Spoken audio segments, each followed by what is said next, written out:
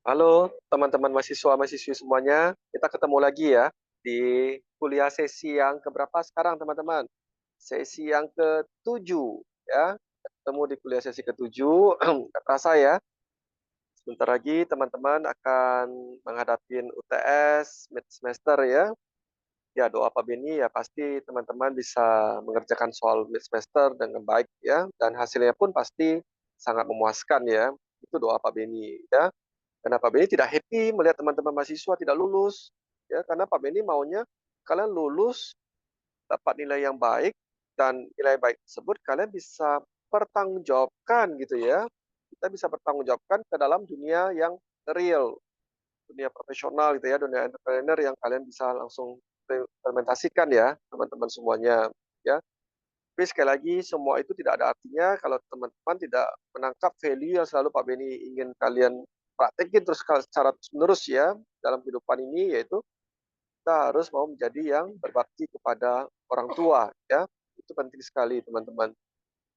Oke, kuliah sesi ketujuh ini seperti biasa, Pak Beni dengan slowly ya, dengan slowly ya, pelan-pelan, tahap demi tahap akan membantu teman-teman memahami materi-materi ini sehingga lebih mudah dicerna, itu saja ya, lebih mudah dicerna, dan yang terpenting adalah teman-teman bisa mendapatkan insight ya. Karena dengan insight tadi itulah sebanyak apapun pengetahuan yang teman-teman dapetin ya, tapi kalau teman-teman tidak bisa mendapatkan insight dan tidak bisa applicable, ya maka percuma gitu teman-teman. Ya yang kita mau tadi itu adalah bisa diimplementasikan atau applicable ya. Oke, seperti biasa di kuliah sesi ketujuh ini, ya kita selalu ditemenin oleh PA Pak Beni ya, personal assistant Pak Beni yang selalu baik hati, ya, yang lembut. Kita sapa dulu ya teman-teman ya. Apa kabar Bu Frida? Halo, apa kabar semuanya? Selamat malam. Semoga semua Malam. dalam kondisi sehat selalu. Oke, tetap sama doanya Bu Frida ya. Bu Frida mendoakan kita adalah tetap sehat selalu. Harus itu, Pak. Yes, pasti itu Bu Frid. Ayo kita teman-teman ya, pelan-pelan kita mulai belajar ya, selangkah demi selangkah. Silakan Bu Frid. Ya, kita mulai ya perkuliahan kita malam ini. Kita mulai dari jenis anggaran. Nah, anggaran yang kita mau bahas pada hari ini adalah yang pertama adalah anggaran penjualan. Anggaran yang menerangkan secara rinci tentang penjualan perusahaan di masa yang akan datang, di mana di dalamnya terdapat tentang jenis barang, jumlah barang, harga, waktu, serta tempat penjualan barang. Salah satu cara yang digunakan adalah dengan forecasting atau peramalan.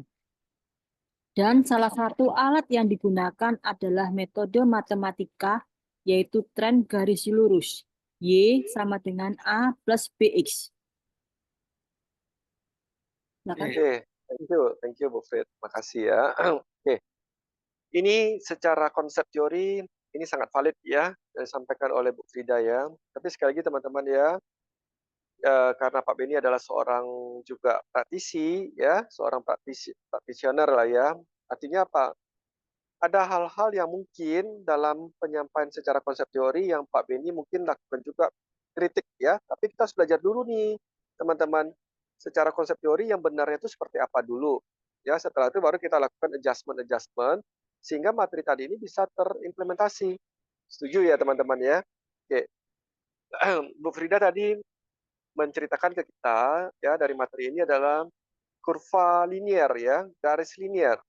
Y sama dengan A tambah BX. Yes. Sesimpel ini dulu deh cara berpikirnya itu ya. Harapannya adalah dari tahun ke tahun itu terjadi pertumbuhan, benar kan? Itu kita harapin. Kalau bisa tahun 2024 itu pertumbuhannya 5% ya dari tahun sebelumnya. Kalau bisa di tahun 2025 ini harapannya jangan di bawah 5% dong, ya kan? Harapannya harus di atas 5%.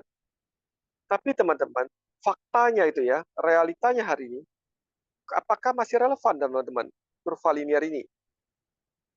Nah, kalau kita bicara fakta atau realita, sejak industri 4.0 ya, digital transformation, itu yang namanya kurva linear, itu sudah mungkin menurut Pak Beni ya, dari sisi pengalaman Pak Beni itu sudah tidak relevan gitu ya, kurva linear ini. Yang relevan itu adalah kurva eksponensial.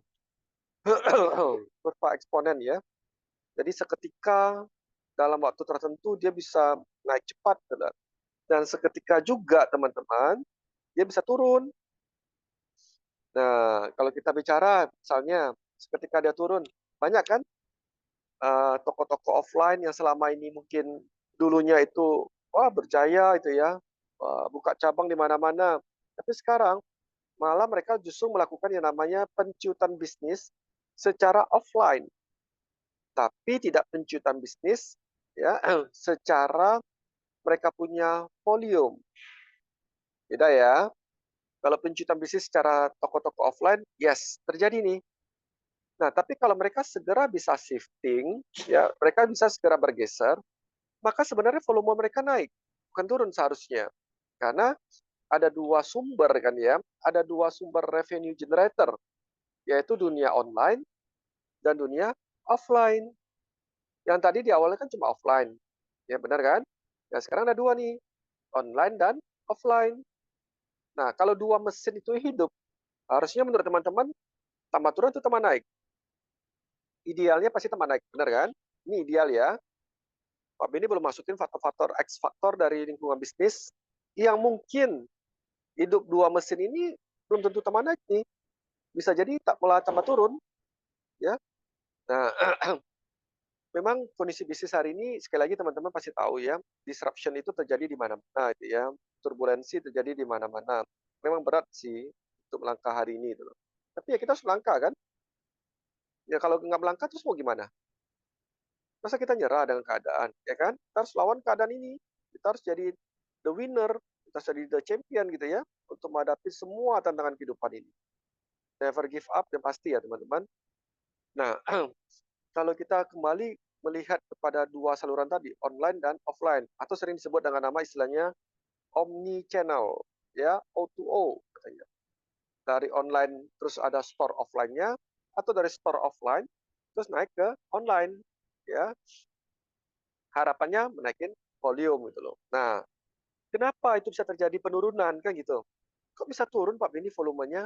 Kan sudah buka dua saluran, ada online, ada offline nih. Harusnya kalau dua saluran, dua mesin diaktifkan ya naik. Kenapa nih bisa belum menjamin bahwa volume tetap bisa naik nih?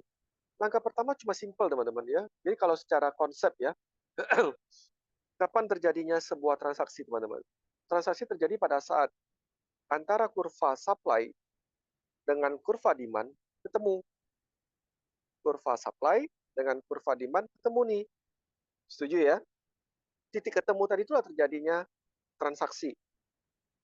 Nah, sekarang demand itu, ini supply, ini demand ya, ketemu nih ya. Sekarang demand itu bergeser teman-teman. Dia bergeser. Bergeser terus nih. Tap, tap, tap, tap, tap. Nah, jadi di sini. Kan nggak ketemu nih. Tapi bukan berarti tidak ada demand. Contoh nyata gimana? Dulu Pak Benny hidup di eranya Walkman ya. Kalau teman-teman tahu mungkin Walkman, ya pernah dengar lah ya. Tapi apa pernah lihat barangnya? Itu juga Pak Benny belum tahu tuh. Dulu Pak Benny hidup di era Walkman. Nah, masukin kaset, ya kan kaset pita itu di lagu kaset kan taruh di Walkman itu kan. Terus Walkman-nya geser ke CD, ya kan? Nah, geser lagi ke MP3 segala macam itu. Nah, kalau kita bicara dari sisi Walkman yang kaset pita itu ya, terus kalian ngomong sama Pak Beni bisa nggak naikkan volumenya penjualan Walkman yang khusus mengenai kaset lagu yang pakai pita? Pak Beni langsung jawab tidak bisa. Kenapa nggak bisa? Karena demand-nya tidak bergeser, teman-teman. Demand-nya hilang, ya. Permintaan terhadap kaset pita itu hilang. Setuju ya? Kalau hilang, supply ini mau ngejar seperti apapun produksi Walkman untuk bisa putar kaset pita pun ya tetap nggak nemu nih. Jadi nggak bisa jawabannya. Karena demand-nya hilang. Nah, teman-teman ambil contoh lagi. pada saat COVID ya, COVID-19 kemarin, ya kan lockdown di mana-mana itu ya teman-teman ya. Nah, kalau teman-teman bisa melihat di COVID itu kan harusnya hotel tutup, penerbangan tutup. Ya, harusnya kan banyak sekali semua toko hampir bisa dibilang tutup lah ya, pabrik tutup semua itu tutup ya, lockdown lah kemarin itu ya, bahasanya PSBB, pembatasan sosial berskala besar itu ya. Nah, terus ada toko roti itu teman-teman, yang tinggal satu-satunya di jalan di area Surabaya ya. Itu salah satu klien Pak Beni. Nah, di saat toko roti itu akan mau tutup, ya dia menanyakan ke Pak Beni, Pak Beni apakah toko saya harus tutup? Nah, nah kalau tutup kan, karena kenapa harus tutup? Karena teman-teman yang penjual roti itu juga tutup tuh katanya itu loh. Nah, terus ingat cara analisanya apa? Ada demand atau enggak dulu? Ya, tadi kan sesimpel ini, ada supply, ada demand kan? Ketemu nih di X ini kan? Tapi sekarang demand-nya bisa jadi seperti ini, ya kan? Nah, supply-nya ya harus geser, ngejar itu loh. Nah, kita pelajari demand dulu.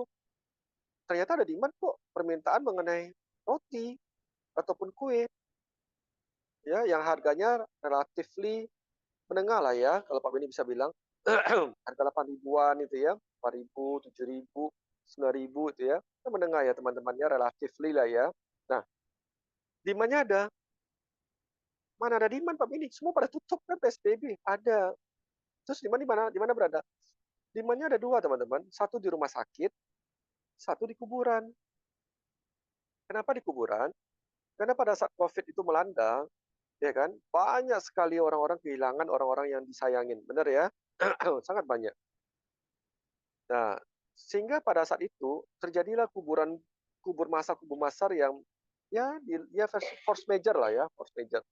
Terjadi kubur-kubur masal yang enggak itu kan. Nah, disitulah yang Pak Beni lakukan itu mengejar demand ke sana, ya, sehingga Pak Beni melakukan jual rotinya di area kuburan sama rumah sakit. Kenapa rumah sakit Pak Beni? Ya karena orang masuk terus rumah sakit kan, kena COVID. Ya Pak Beni juga kena COVID kemarin, COVID Delta yang malah Pak Beni kena ya. Nah, artinya apa? Demand-nya tetap ada. Nah, tinggal supply-nya tadi harus ngejar itu loh.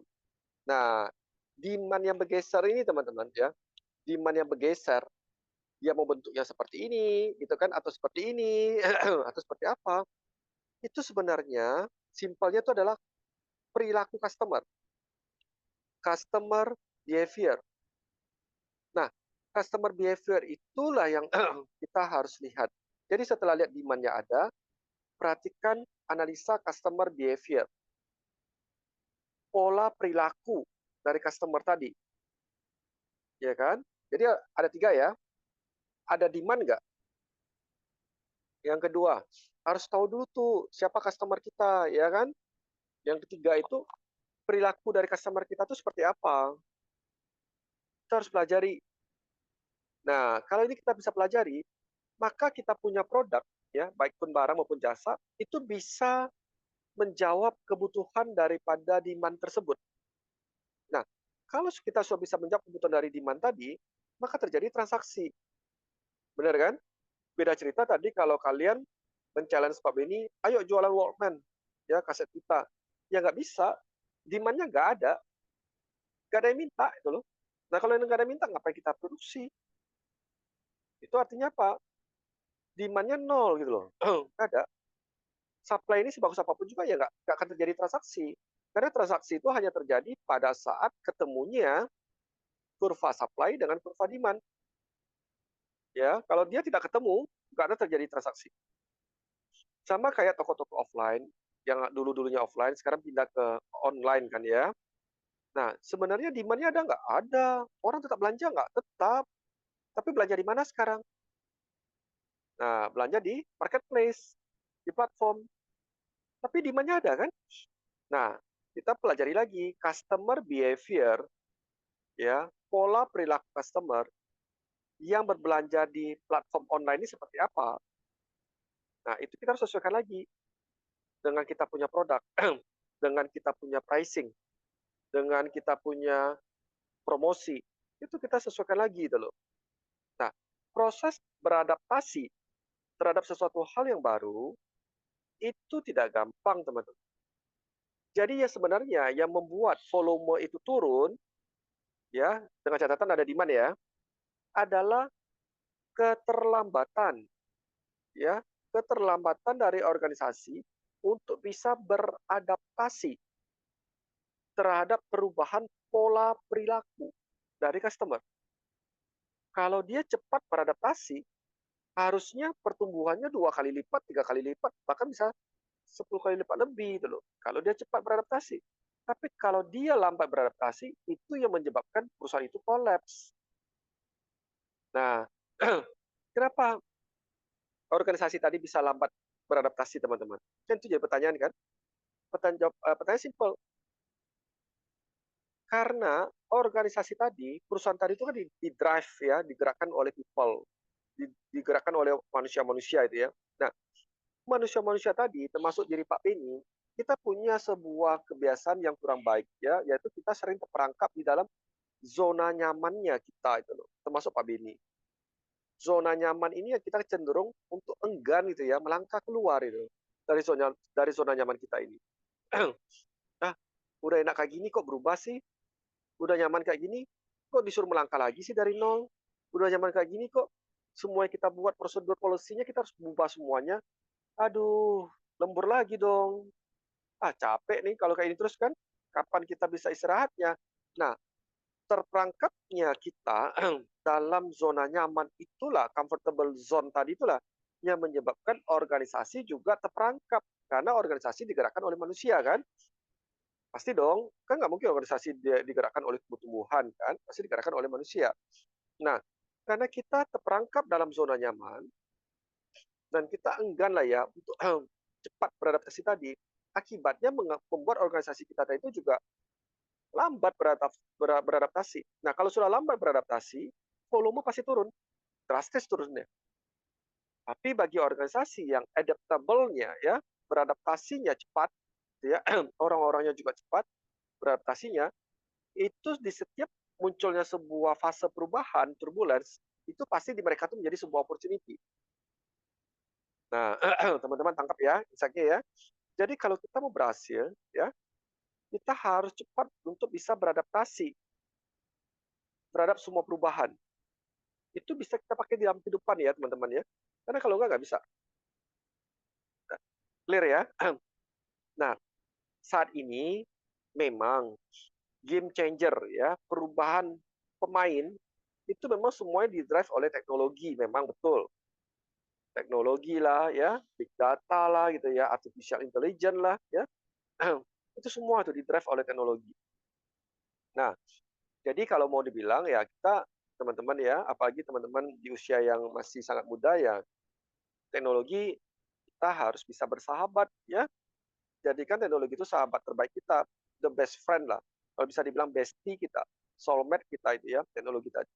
Karena perubahan hari ini salah satu faktor kunci itu ya, key success faktornya terletak di teknologi driven. Nah, jadi kalau kita enggan gitu ya untuk bersahabat dengan teknologi, agak berat teman-teman. Ya, karena yang menyebabkan terjadinya pergeseran teknologi. Teknologi macam-macam, bukan hanya dari sisi artificial intelligence, teknologi produksi barangkali. Ya kan? Teknologi apa lagi? Ya kita sebutlah semua teknologi. Teknologi manufaktur barangkali. Ya kan? Nah, itu semua kan membuat kita kan harus beradaptasi cepat itu loh. Beradaptasi secara apa? Salah satunya juga anggaran. Makanya Pak Beni selalu menginformasikan itu ya. Kalau sebuah perusahaan ya dengan konteks itu kaya dengan teknologi, maka sebaiknya perusahaan tersebut tidak usah membeli teknologi tadi, tapi cukup adalah melakukan dalam bentuk sewa itu loh ya. Kenapa gitu Pak Beni?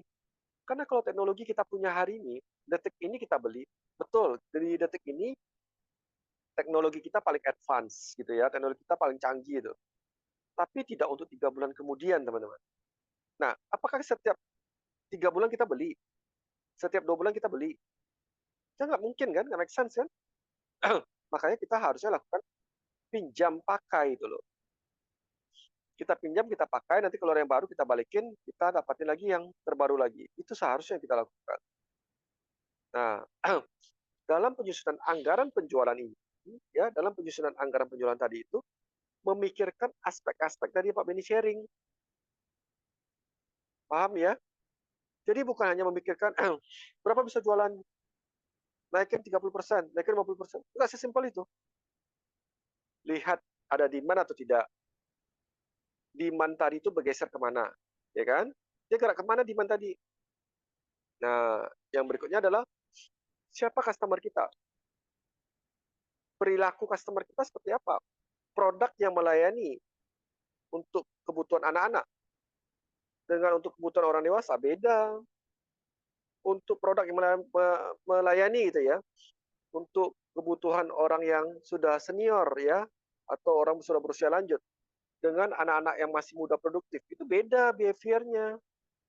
Jadi kita harus mau sampai sedetail itu tahu.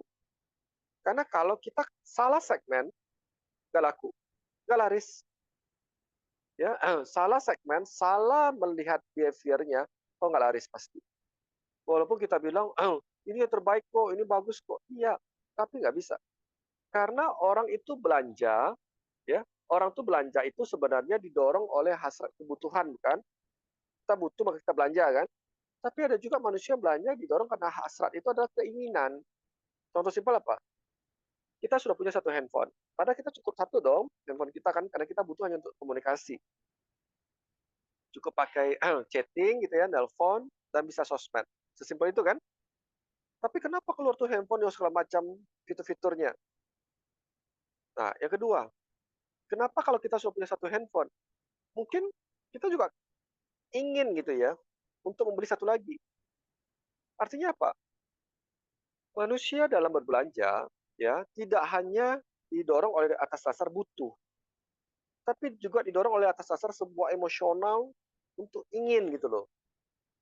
Nah, faktor-faktor itu menjadi kunci pertimbangan kita, teman-teman.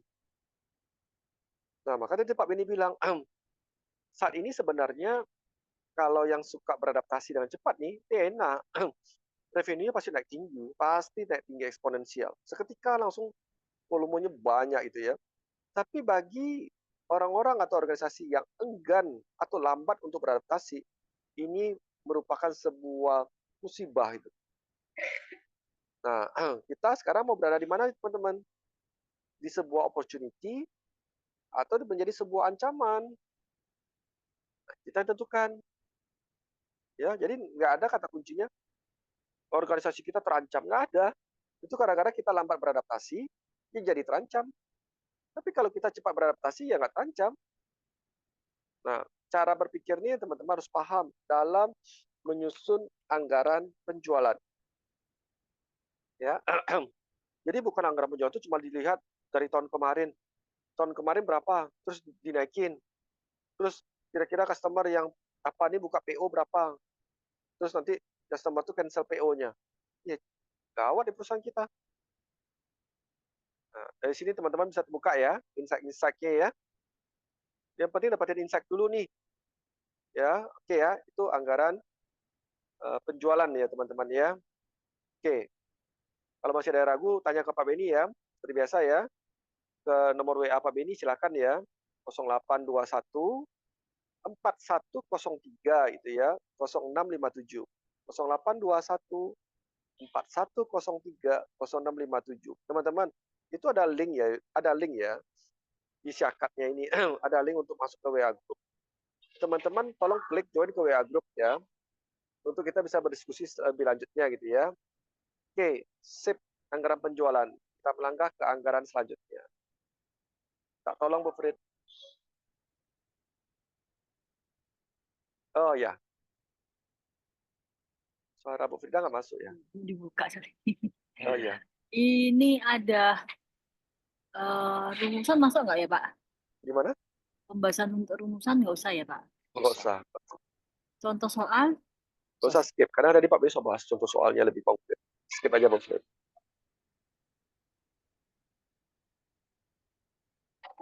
Nah, jenis anggaran yang berikutnya adalah anggaran produksi, Nah, tuh.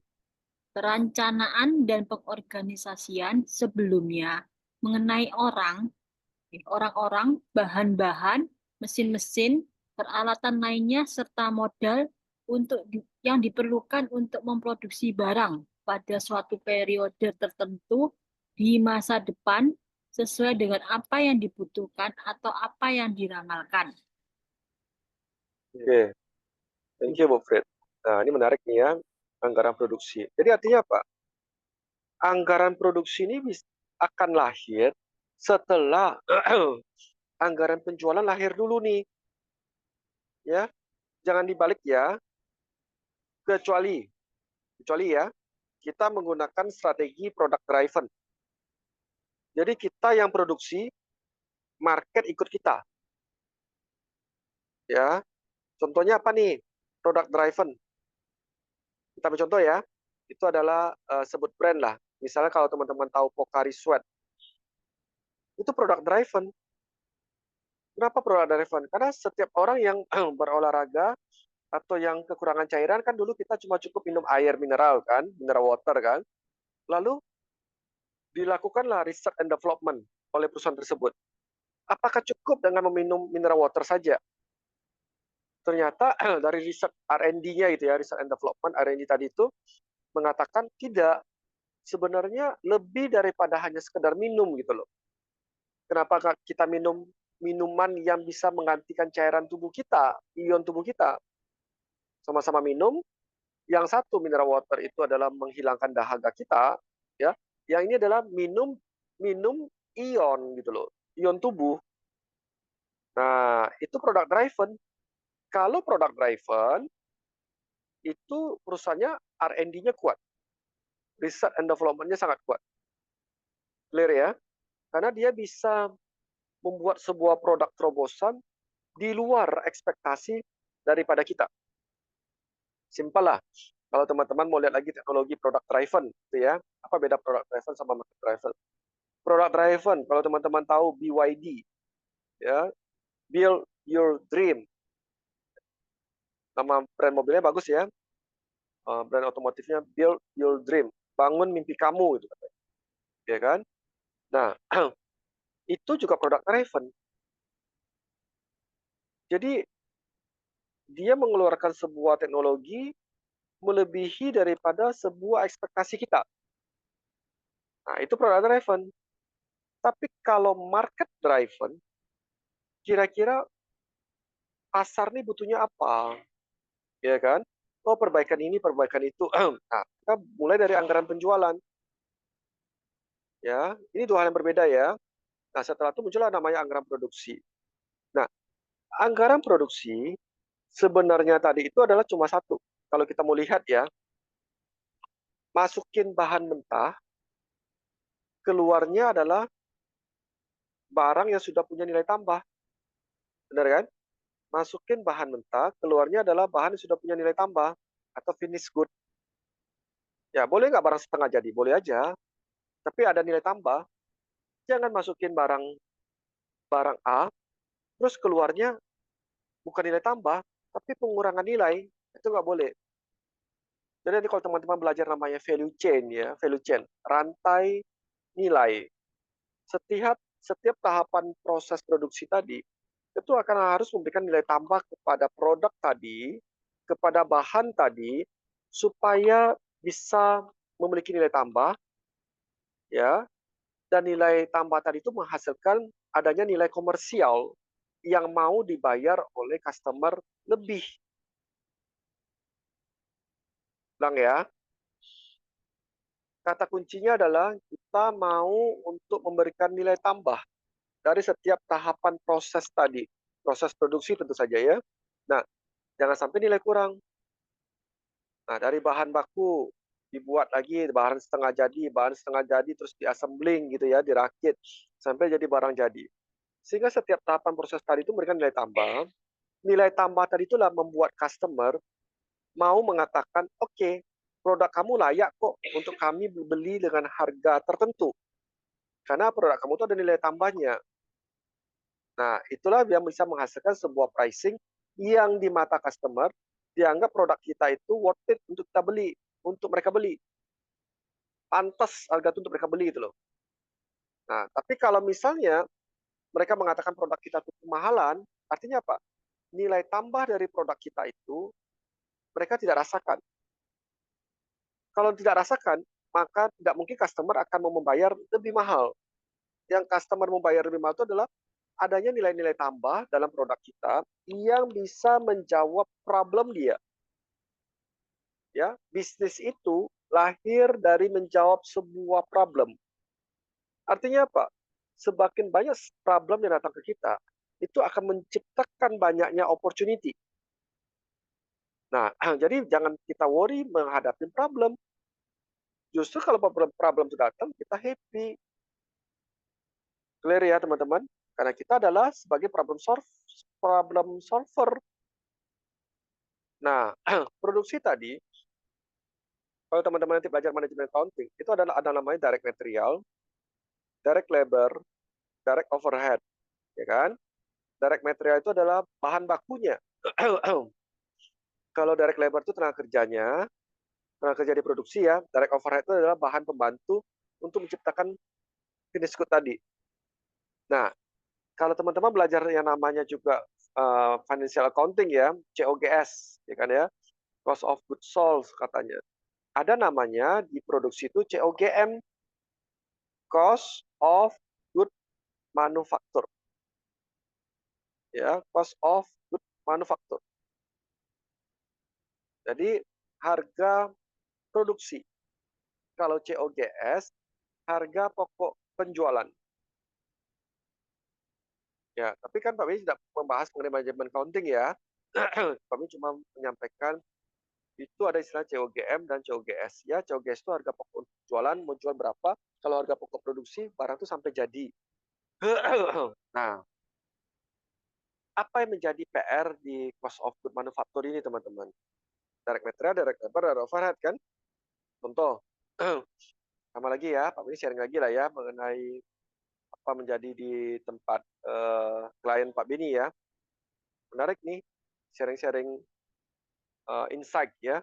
Jadi gini,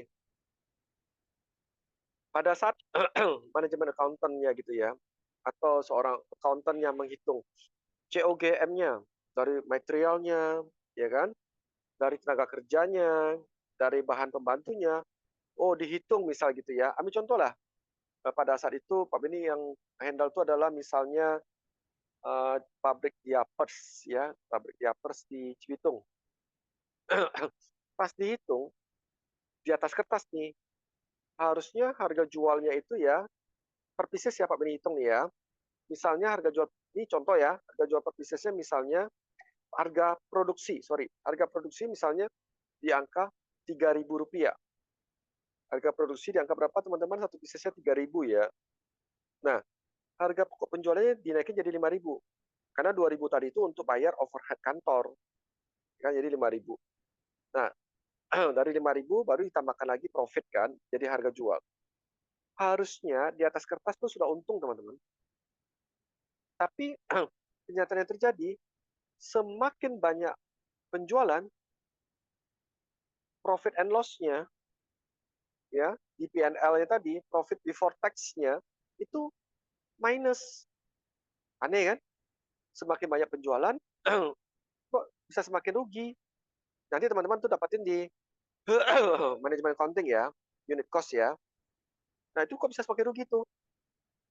Nah, lalu apa yang terjadi? Pak Benny kan masuk di situ. Singkat cerita gini, raw material yang dipakai untuk memproduksi diapers tadi, diasumsikan bahan bakunya itu yang plastik itu, gulungan itu, roll itu. Diasumsikannya itu adalah rollnya tadi itu plastiknya habis pakai semuanya. Ya, jadi zero waste. Nggak ada waste, habis pakai.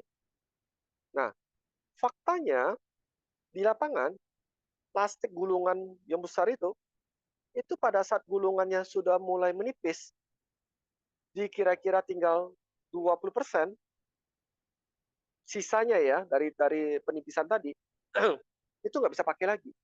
Karena bergetar mesin tarik kan plastik tadi itu tidak tertarik secara baik gitu loh, bergetar dia.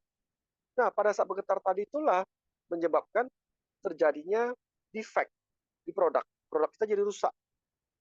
Otomatis orang produksi pas sudah mulai menipis, dia nggak pakai, dia singkirin. Nah, tadi katanya zero waste. Sekarang disingkirin tuh. Beda kan? Dia punya COGM-nya, cost of good manufacture-nya, itu satu. Yang kedua, harusnya putaran mesin itu asumsinya 200 RPM, ya, 200 RPM. Jadi maksudnya 200 rotasi per menit. 200 rotasi per menit gitu ya. RPM itu rotasi per menit. Nah, pada saat dijalankan nggak bisa jalan 200 RPM, teman-teman, di mesin itu. Banyak NG. Terjadilah NG produk. NG itu not good ya, not good product. Ya rusak lagi produk itu. Nah, bisa dijalankan cuma di angka 150 RPM. Baru produknya tidak terjadi NG, not good. Nah, apa hasil impact dari ini? Yang 200 RPM tadi, dalam waktu 1 menit ya, dia bisa menghasilkan 200 pieces loh. Muncul 200. Tapi kalau sekarang jadi cuma 150 per menitnya, tambah sedikit kan? Nah, jadi cost of good manufakturnya lebih mahal lagi kan? Karena tambah sedikit nih. Yang 1 menit bisa 200, sekarang 1 menit cuma tinggal 150. Yang tadinya gulungan bal-bal plastik tadi itu bisa dipakai semuanya, sekarang 1/5-nya sudah harus dibuang. Nah, apakah COGM-nya sama lagi atau enggak tuh? Beda. Lebih mahal kan? COGM-nya kan lebih tinggi kan? Yang tadi 3.000, sekarang COGM-nya jadinya 5.000. Otomatis kan tidak bisa menalangin overhead dari kantor. Nah, makanya anggaran produksi itu tidak bisa hanya sekali hitung selesai loh ya. Nggak bisa. Hanya dikalkulasi di awal, habis itu langsung dipakai terus seterusnya nggak bisa. Karena asumsi yang dipakai untuk produksi di awal sebagai patokan untuk harga pokok produksi dan nanti menjadi acuan untuk harga pokok penjualan. Asumsi tadi itu tidak bisa sekali pakai. Terus kita pakai selamanya. Kita harus mau cek terus. Berkala. 3 bulan sekali. 3 bulan sekali kita lihat. Kita lihat terus tuh. 3 bulan sekali. Apakah asumsi tadi masih oke? Apakah bal-bal plastik tadi betul-betul habis pakai? Nggak boleh ada sisa 20%. Kalau masih ada sisa 20%, nggak boleh. Nah, itu harus penting. Ini 3 bulan tuh. Jadi anggaran produksi tadi, teman-teman, itu wajib dicek dengan periode waktu yang sangat singkat ya. Dicek, dievaluasi, evaluasi. Nggak bisa. Ya, termasuk sebenarnya angka penjualan juga sama. Jadi kita nggak bisa hanya sekali langsung tentukan di awal, pakai untuk seterusnya setahun. Ya nggak bisa. Clear ya? Karena pada saat kita menentukan COGM tadi, kita menggunakan asumsi semuanya ideal, teman-teman. Semuanya paling bagus. Tapi faktanya, yang paling bagus itu tidak pernah ada. Nah, makanya kita harus pastikan seberapa kita punya proses tadi itu jeleknya seberapa. Karena kalau terlalu mahal, otomatis kita naikin harga lebih tinggi, siapa yang mau beli? Nggak ada yang mau beli, teman-teman. Kalau terlalu mahal, harganya sudah nggak make sense, nggak worth it tadi. Itu paling penting. Lengkap ya poin-poin ini ya. Produksi tadi tidak hanya dari sisi produksi barang ya, termasuk juga kita produksi jasa. Jasa itu juga diproduksi. Bahan baku dari jasa apa? Ya, ya kan kalau kita mau lihat tuh, bahan baku dari jasa itu apa coba? Masa bahan bakunya plastik kalau jasa? Ya kan? Apakah bahan bakunya itu tadi kita bilang adalah raw materialnya apa? Masa raw material tadi itu adalah tepung terigu? Enggak dong, ya kan? Kalau kita bicara jasa kan? Nah, jasa bahan bakunya adalah people, services. Karena kita mau memproduksi sebuah pelayanan yang excellent. Kita mau memproduksi sebuah yang namanya service excellent. Itu yang kita mau produksi. Jasa yang excellent. Lengkap ya. Otomatis bahan baku dari jasa ya tadi, bahan baku dari service excellent tadi itu adalah apa? People. Yang kedua apa? Teknologi, ya kan? Apalagi? Sehingga kita bisa membuat sebuah ketenangan, nyaman ya gitu ya. Contohlah, kalau kita masuk kepada industri perhotelan gitu ya, contoh, ya kan? Karena kan kita bayar mahal di hotel bintang 5. Kenapa kita mesti bayar mahal di hotel bintang 5 dibandingkan dengan hotel bintang 1, atau bintang 2, atau bintang 3 itu ya? Karena apa tadi? Pada saat kita masuk hotel bintang 5, ada sebuah kenyamanan yang luar biasa yang diberikan. Pelayanan dari masuk parkir aja sampai kita masuk ke kita punya room, itu nyamannya luar biasa. Nah, itu diproduksi oleh siapa tuh bahan bakunya? Masa bahan bakunya plastik? Ya kan? Kan nggak mungkin. Pelayanan tadi. Ada orang yang menyambut dengan tersenyum, ya kan? Sampai masuk ke kita punya, kita dapetin apa namanya itu, ya minuman penyambut tamu. Nah, sampai ke dalam, di dalam kita bisa melihat handuknya itu dibuat dalam bentuk yang lucu-lucu, teman-teman ya. Nah, terus ada bathtub-nya yang luar biasa bagus, ada teknologi-teknologi apa dalam dalam kamarnya, terus view pemandangannya begitu indah, gitu kan. Nah, makanan di sana enak-enak semua. Itu semuanya dalam bentuk services, layanan.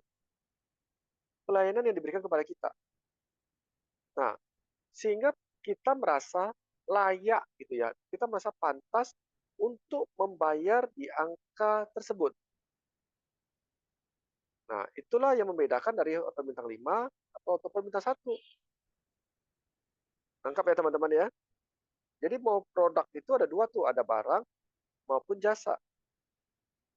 Nah, jadi makanya Pak Beni bilang anggaran produksi tadi itu yang terpenting adalah apa teman-teman? Anggaran produksi tadi itu. Kita harus mau waspada ya, pertama asumsi yang dipakai itu apakah asumsi tadi itu berjalan enggak dengan kondisi yang diasumsikan. Kalau tidak berjalan, cepat lakukan continuously improvement, ya kan? Yang kedua,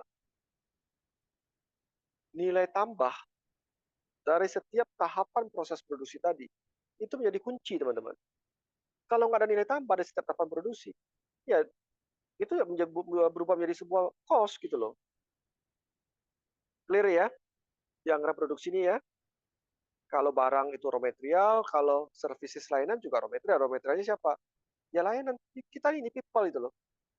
Oke ya, untuk anggaran produksi ya. Oke, Bu Frit, sisa waktu Pak Bini berapa lama lagi ya Bu Frit?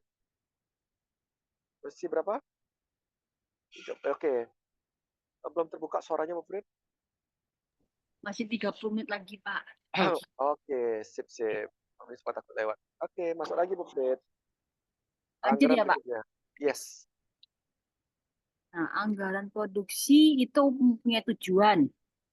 Yang pertama, untuk mencapai tingkat keuntungan tertentu. Hmm. Yang kedua, ini mau saya bacain semua apa? Satu-satu, Pak. Bacaan. Ada berapa biji Bu Frit? Ada 4. Baca semua dulu aja Bu Frit. Yang kedua adalah untuk menguasai pasar tertentu. Yang ketiga, untuk mengusahakan pencapaian tingkat efisiensi tertentu.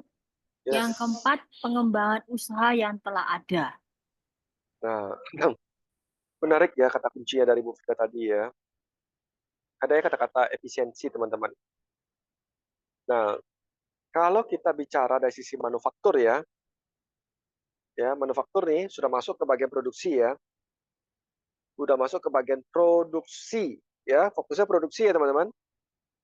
Strategi yang pasti dan harus dipakai oleh manufaktur cuma satu, strategi low cost leadership, strategi low cost leadership.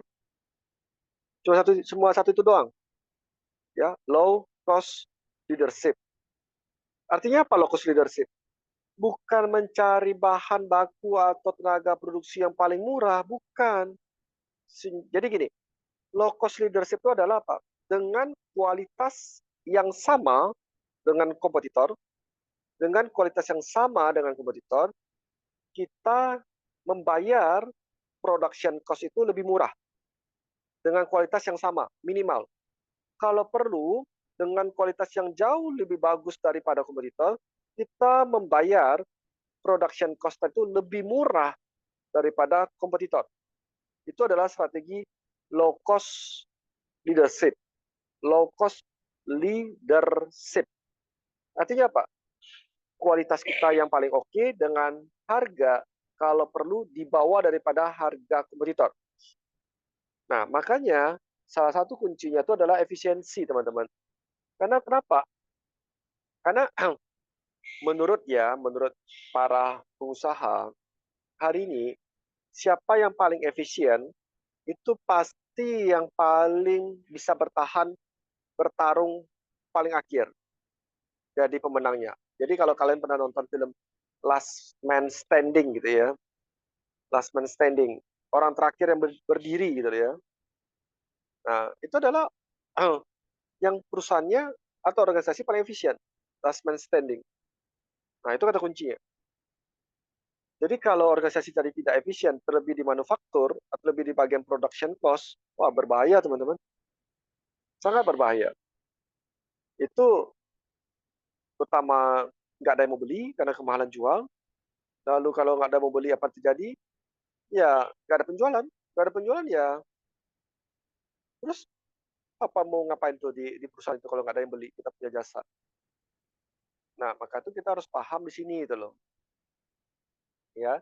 Jadi kunci untuk last man standing, kunci untuk perusahaan kita tetap bisa survive, dan kalau tetap pun perusahaan kita harus tumbang, kita lah jadi tumbang yang terakhir gitu loh. Jangan tumbang yang paling awal, tiba-tiba datang turbulence kan. Belum datang turbulen aja kita sudah tumbang duluan. Itu jangan. Kalau bisa datang turbulen yang paling fatal, perusahaan kita yang paling tumbang terakhirnya itu loh. Nah, kuncinya yang dibelief ya, yang diyakini oleh para perusahaan itu adalah organisasinya harus yang paling efisien.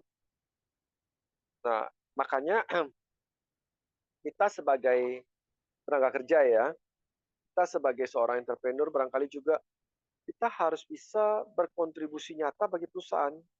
Jangan sampai gara-gara kita gaji dibayar, perusahaan itu nggak jadi efisien.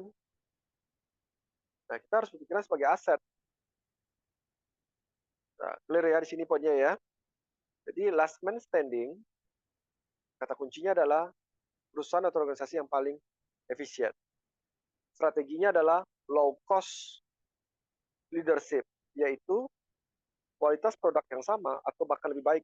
Kita bisa mendapatkan harga yang jauh lebih kompetitif, jauh lebih murah dibandingkan dengan kompetitor. Itu kuncinya ya di poin ini. Oke, Bu Fred. Iya, Pak. Nah, anggaran produksi, nah, ini adalah faktor yang mempengaruhi. Ada beberapa ya, Pak. Yang pertama dari sifat dari proses produksi. Itu terdiri dari intent proses, yaitu percetakan, reparasi, atau industri kapal. Yang kedua, continuous proses, yaitu contoh pabrik yang memiliki produksi massal. Ini faktor yang pertama, sifat dari proses produksi. Jelasin dulu ya, Pak. Oke, thank you.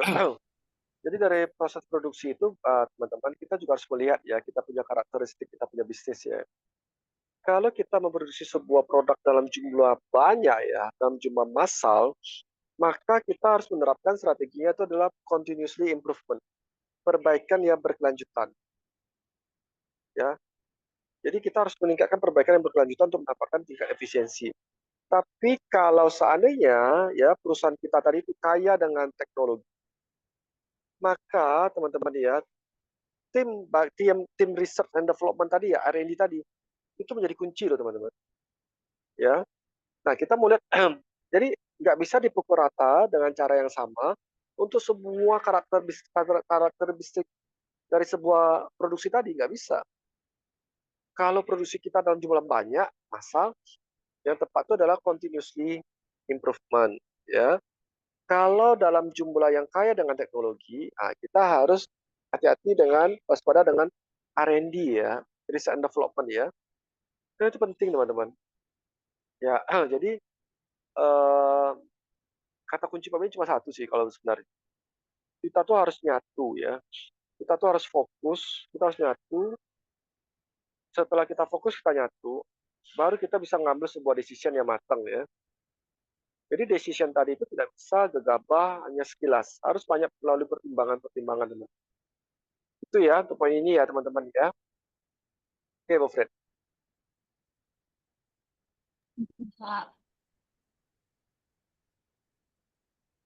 Nah, faktor yang mempengaruhi yang kedua adalah jenis dan mutu barang yang diproduksi. Nah, ini penjelasannya pertama adalah sejauh mungkin mempelajari dan menganalisa jenis barang yang diproduksi. Yang kedua, jenis barang yang diproduksi itu sendiri. Yang ketiga, ketahanan barang yang diproduksi. Dan yang berikutnya adalah sifatnya ya, mungkin musiman atau sepanjang masa barang yang diproduksi tersebut. Demikian, Pak. Thank you, Bu Fred ya. Jadi Bu Frida masuk ke dalam materi ini yaitu adalah mengenai kualitas dari produk ya. Jadi kalau kita bicara quality itu ya, produk quality ini Bu Frida masuk.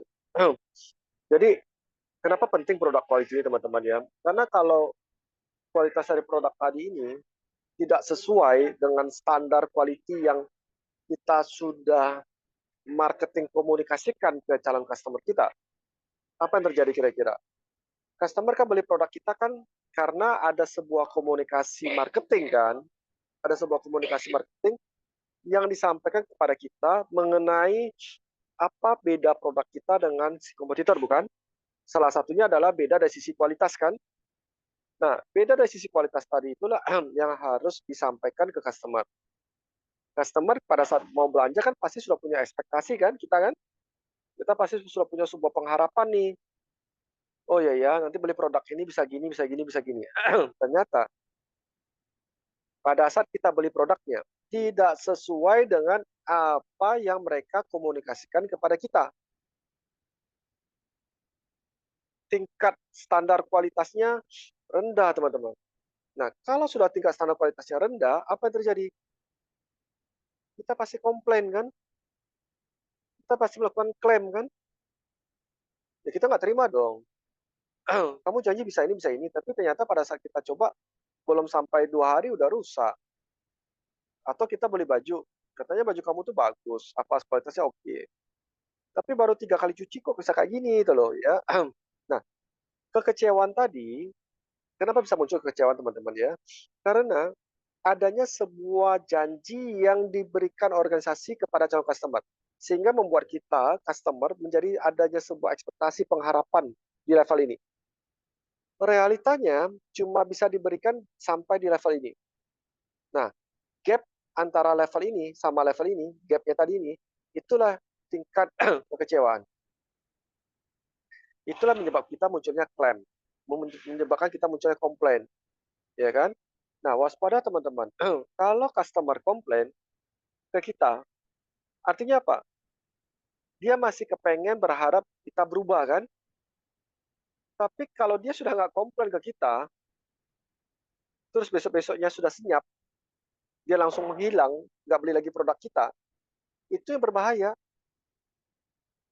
Ya bahasa Pak ini customer tidur. Customer tidur itu maksudnya adalah apa? Kita tetap merasa dia customer gitu loh, tapi dia sudah tidur. Tidurnya itu bisa untuk selama-lamanya. Tapi kita tetap merasa bahwa dia customer. Nah, itu kan berbahaya tuh. Jadi sangat banyak sebenarnya kalau kita mau analisa customer-customer tidur ini di perusahaan kita tuh sangat banyak. Ya kan? Dulu omsetnya ambil tuh misalnya 10 ton. Sekarang tinggal 5 ton. Sekarang tinggal 1 ton. Sekarang cuma tinggal 1 kilo. Itu pola menuju kepada customer tidur. Nah, kalau itu kita tidak segera merespon, ya kalau customer kita tidur semua apa yang terjadi? Ya kita juga ikut tidur dong. Asik Pak Beni kita tidur. Iya asik tidur. Besok kalau pas bangun nggak makan. Ya kan? Nah, lebih bagus customer itu klaim ke kita, komplain ke kita merespon. Nah, ini kan kebanyakan dari kita kan nggak seperti itu. Kalau sudah customer komplain, aduh si customer komplain lagi, cerewet lagi. ini customer paling cerewet. Bukan customer paling cerewet. Karena pada saat kita menjual tadi, kita memberikan sebuah pengharapan, ya kan? Nah, pengharapan tadi, si sales kan pasti mau closing ya, pasti dia mau laku kan produknya. Dia kasihlah pengharapan yang setinggi bintang di langit kan, diiyakan sama customer. Ternyata produk kita nggak sesuai dengan spek dari pengharapan tadi, kecewa customer. Makanya bentuk sinkronisasi ya antara anggaran penjualan, anggaran produksi tadi, sinkronisasi itu penting gitu ya. Yang Pak Beni bicarakan ini adalah strategi ya. Karena dari strategi ini salah, anggarannya juga pasti salah. Ya kan? Jadi kalau seandainya si sales ya, penjualan tadi memberikan harapan setinggi bintang di langit. Sedangkan produksi cuma membuat produk dengan anggaran yang cuma menengah. Timbul klaim, timbul komplain, timbul customer tidur. Biaya tadi, atas klaim tadi, atas komplain tadi, siapa yang nanggung? Ya perusahaan pasti nanggung. Nah, kalau terjadi biaya tambahan, ya beban tambahan di organisasi, otomatis apa masih mungkin profit before tax kita bisa achieve target? Ya pasti nggak mungkin. Nah, itulah makanya kita harus memahami tadi korelasi lintas departemen tadi, lintas divisi tadi. Yang kita korelasikan itu adalah strateginya. Itu paling penting ya. Strategi penting yang harus kita korelasikan. Apa sih ekspektasi yang kamu mau? Gitu. Dan apakah kita mungkin bisa memproduksi sesuai dengan ekspektasi dari yang mereka akan jual? Nah, itu perlu alignment. Ya, perlu alignment yang benar-benar matang sehingga anggaran tadi itu menjadi anggaran yang lebih efisien, yang lebih tepat, teman-teman. Itu kuncinya di sana ya, teman-teman ya. Itu Bu Fred. Thank you. Lanjut Bu Fred. Sisa berapa menit lagi Bu Fred? Ya, 10 menit lagi, Pak. Oke, satu kali lagi. Faktor berikutnya, faktor yang mempengaruhi adalah sifat dan tren barang yang diproduksi. Jadi di sini ada lokasi dari produksi itu sendiri, dia dekat dengan pasar atau dekat dengan sumber produksi, dan jumlah yang diproduksi. Hmm. Oke, menarik ya. Tadi Bu Frida mengatakan bahwa lokasi produksi kita itu apakah dekat dengan sumber bahan baku atau dekat dengan tempat dia punya market. Nah, kenapa ini penting dipertimbangkan teman-teman? Ya kan? Karena yang dipertimbangkan tadi ini adalah supply chain-nya. Kalau bahan baku yang tersedia dengan pabriknya itu sangat berjauhan, maka bahan baku yang sangat jauh dengan pabriknya tadi itu kan nggak mungkin terbang dengan sendirinya kan? Atau kita pakai mesin Doraemon, pintu ke mana saja kan nggak mungkin. Nah, proses dari yang sangat jauh tadi pasti kita menggunakan yang nama supply chain kan. Kita butuh transportasi kan. Nah, otomatis apa yang terjadi kalau sangat jauh tadi? Transportasi pasti lebih mahal, betul kan? Nah, atau sebaliknya, kalau tempat kita punya produksi tadi itu jauh dengan market yang kita mau tuju, sama, transportasi juga menjadi mahal. Makanya penentuan tempat lokasi produksi itu harus clear dulu teman-teman. Kita pilih lokasi produksi sana di negara itu poinnya apa? Atau di kota itu poinnya apa? Oh iya Pak Beni, karena di sana sebenarnya market kita itu berada di sana. Maka kita harus produksi di sana supaya dekat. Yang kedua, karena di sana Pak Beni bahan bakunya paling murah, tenaga kerjanya paling murah. Kita pilih negara tersebut. Atau Pak Beni stabilitas ekonominya, stabilitas geopolitiknya, stabilitas keamanannya itu paling bagus di negara tersebut. Kita pilih di negara tersebut tempat kita produksi. Nah, faktor-faktor inilah yang menjadi kunci untuk penentuan daripada lokasi produksi. Jadi kita buka lokasi produksi tadi kita penting memperhatikan itu tadi semua teman-teman. Apakah dekat dengan sumber mata air? Kalau dia produksi air mineral, ya kan? Dia pakai air pegunungan, ya untuk mineral water nih ya, air mineral tadi. Maka kalau dekat, kalau dia mau air mineral tadi itu benar-benar dari kualitasnya yang paling bagus itu ya dari pegunungan, ya pabriknya harus dekat pegunungan sumber mata air tadi. Jangan jauh. Karena kalau jauh, proses pipanya atau mengangkut tangki air tadi ke sana itu sudah terkontaminasi. Nah, kalau strateginya adalah mengutamakan daripada produk kualitinya, harus dekat dengan sumber mata air ke pabriknya teman-teman. Ya, nah berbeda cerita kalau misalnya kita mau kita punya kantor dengan tenaga kerja paling murah, tapi paling bagus tuh bahasa Inggrisnya. Nah, biasanya tenaga kerja paling murah dan paling bagus bahasa Inggrisnya, biasanya loh ya, itu berada di negara yang mana? Contoh, yang sering orang pakai itu India. Di sana tenaga kerja cukup murah, dan orang India rata-rata untuk bahasa Inggris cukup baik. Ya, itu berada di sana. Nah, penentuan-penentuan titik tadi itulah menjadi kunci sebagai success factor untuk memenangkan persaingan, teman-teman. Waduh, Pak Beni, ternyata belajar budget ini strateginya harus dipahami ya. Karena kalau strategi nggak dipahami, ini bisa berantakan budget. Iya. Jadi kalau kita nggak paham strategiknya, ya kan, kita nggak paham strategiknya, nggak mungkin bisa jadi anggaran. Anggaran itu cuma refleksi, mirroring daripada strategik dalam bentuk angka rupiah, angka USD, moneter kan, perkuliahan kita yang sebelumnya. Tapi kalau strateginya salah, pasti anggarannya salah, teman-teman. So, pasti salah. Gak usah kita ngomong lagi. Makanya orang yang bekerja profesional di karir budgeting adalah orang-orang yang seharusnya memiliki strategic thinking. Karena kalau dia tidak memiliki strategic thinking, budgeting itu akan dibuat sebagai administrasi.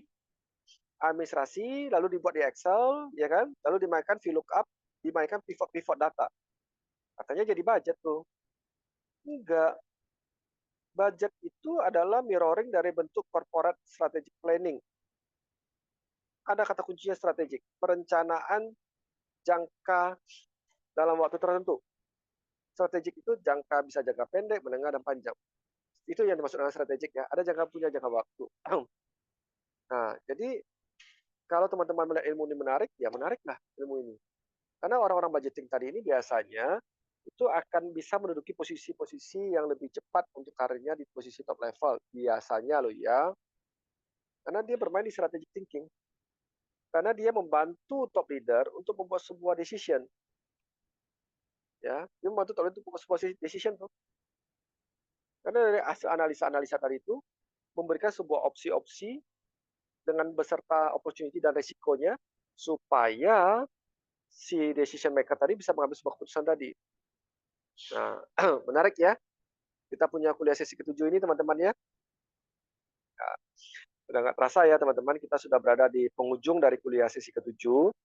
Sekali lagi teman-teman ya, Pak Beni berharap setiap perkuliahan ini kalian dengar ya, kalian simpan link ini ya.